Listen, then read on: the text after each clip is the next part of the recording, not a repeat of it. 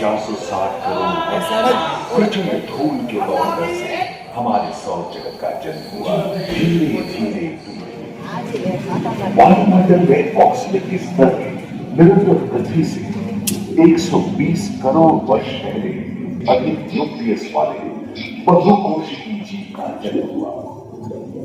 इस क्रमिक विकास से ब्लैक होल, जेलीफिश, स्टारफिश, नॉटिलॉइड से सागर में सागर के किनारे वाले अंचल में पौधे बहुत तेजी से विभिन्न प्रजातियों की कई मछलियां विकसित हुई। यहाँ जो विशाल मछली दिख रही है उसका नाम है डार्क फिलोसफस। कैसे लग रहा है आपको? Oh my God! Oh my God! Oh my God! My God! Crore वर्ष पहले धरती पर पेड़ जो बढ़ते वो घने जंगलों में बदल गए। घूमर, मकड़े आदि पंखहीन पतंग एवं एक टेगा जैसे उभयचर प्राणियों का आविर्भाव हुआ। सरलश्रिप जैसे स्तनपायी डायमेट्रोडॉन प्रकट हुए, जिसकी पीठ पर नौका के पाल की तरह एक जो सांप को में मदद करता है। सरलश्रिप की तरह एक अन्य स्तनपायी प्राणी साइनोनिटस इन दिनों काफी प्रभावशाली हो उठा था। इसकी विशेषता कुत्ते से बहुत मिलती थी।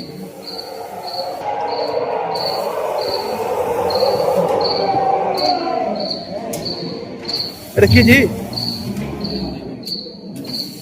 प्राय 1 मीटर तक पंख फैलाने में सक्षम साथ ही ऊंचे एवं बिच्छू पृथ्वी के चारों ओर रहते। धरती में पाए जाने वाले अधिकांश कोयले कार्बन गैस युक्त मृत पौधे से उत्पन्न हुए हैं, जो कि धरती के अंदर दब रहे थे। उन दिनों पृथ्वी के 1/3 हिस्से में एकमात्र महादेश था जिसे पैंजिया कहा जाता था। जलवायु गर्म रहती थी। भूभाग पर प्रागैतिहासिक सरीसृपों का ही शासन था, जिन्होंने शुष्क जलवायु के साथ खुद को ढाल दिया था।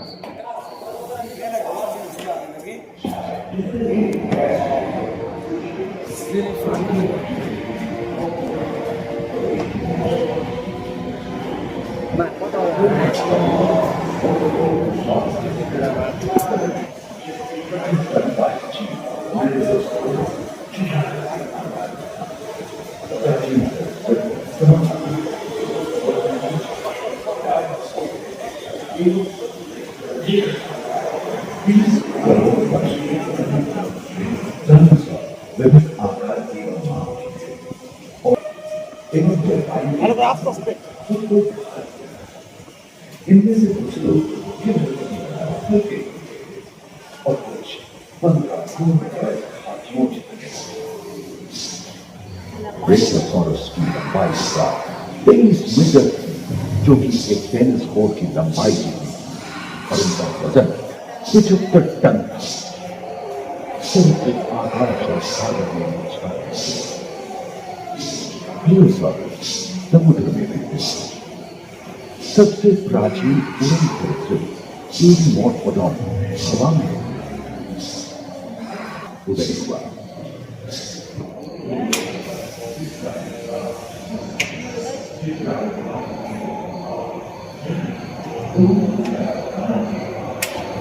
अगले 10 करोड़ वर्षों तक यानी जुरासिक के अंतिम चरण से क्रिटेशियस युग प्रथम चरण तक डायनासोर के लिए स्वर्णिम युग रहा। जलवायु में नमी की मौजूदगी से पृथ्वी पेड़ पौधों से भर उठी थी।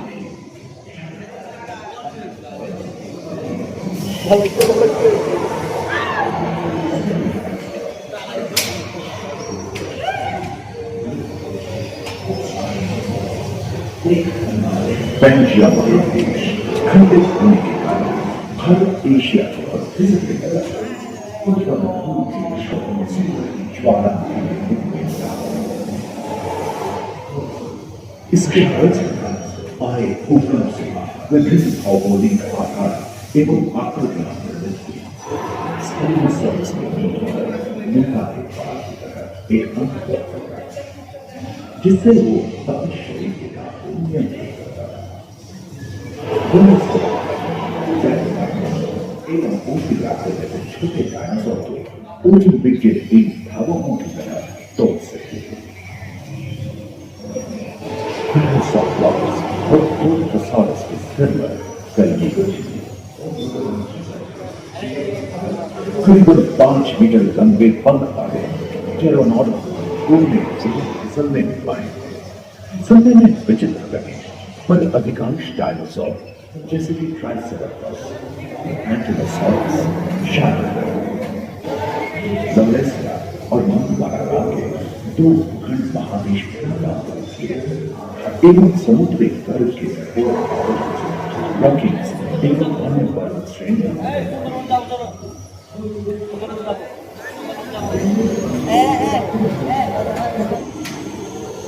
पूर्व के रेखा के पास आसमान में उष्णता बढ़ी है।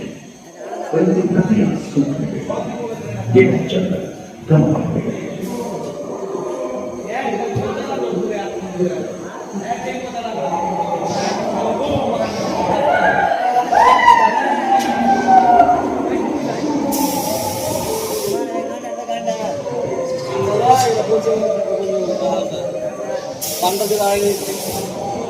एकांत महादेश में जीव जंतुओं का विकास स्वतंत्र रूप से शुरू हुआ। सबसे पहले पुष्प वाले पौधे धरती पर विकसित हुए एवं परागण के लिए कीट पतंगों के साथ संपर्क स्थापित हुआ। वे तेजी से धरती पर बढ़े। इसी समय पहली बार धरती पर सांपों का जन्म हुआ। डायनासोर में सबसे भयंकर था टिरानोसॉरस रेक्स। भूस्थल पर इसका ही राज चलता था। यह प्राय 12 मीटर लंबा यानी 2 मंजिला मकान के आकार का था।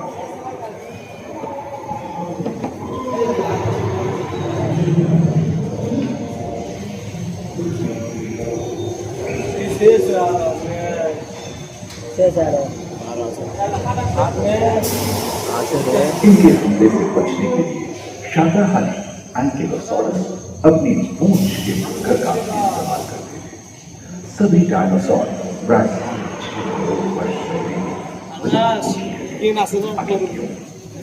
एक अनुमान के अनुसार एक बहुत बड़ी भूमिका पृथ्वी से जा रहा है जिसके फलस्वरूप उत्पन्न धूल के विशाल भेद में हजारों वर्ष तक सूरज की किरणों को करती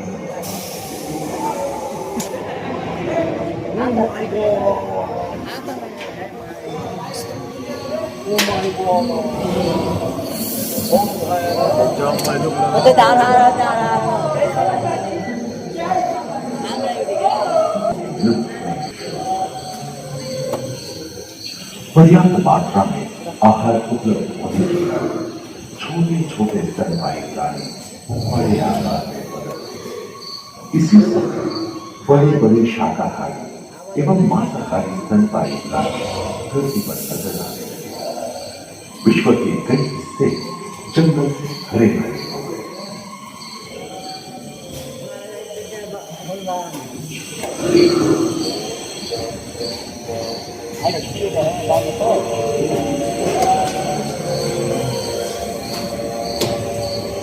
हाथी के पूर्वज डायनोथेरियम और घोड़े के पूर्वज यूथिप्स की उत्पत्ति हुई जो आज के हाथी और घोड़े में रूपांतरित हुए। लेकिन टर्सियर जैसे प्राइमेट भी इसी युग में पैदा हुए। खोखली अस्थियों वाली आज के दिनों की पक्षी इन्हीं दिनों जन्मे थे, डायाट्राइमा जैसे।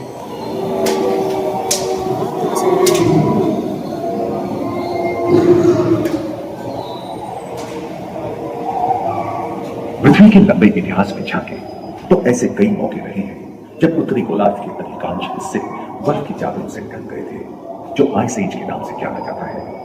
हम आज ऐसे ही एक आइस एज में रह रहे हैं जो 20 लाख वर्ष पहले शुरू हुआ था।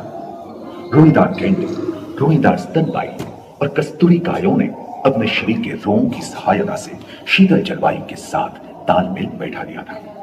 पुष्ट गुंबद आकार के गोलनुमा ग्लाइकोडोन जैसे विशाल फार्मस भी उन दिनों मौजूद थे। सिल्वर धूल वाले बाल और विशाल सिंह वाले हिरण जंगल में शान से विचरण करते थे। संभवतः सामने के दांत से मांस को चीरने फाड़ने में हुई यह समय के साथ विलुप्त हो गए।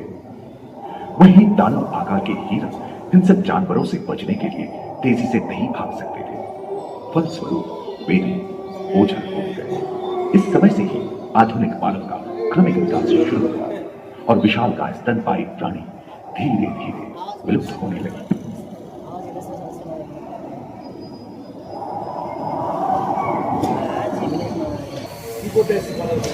उम्मीद है कि आपको सफर में मजा आया। हेलो गाइस, यहाँ तक के ख़त्म हो गए।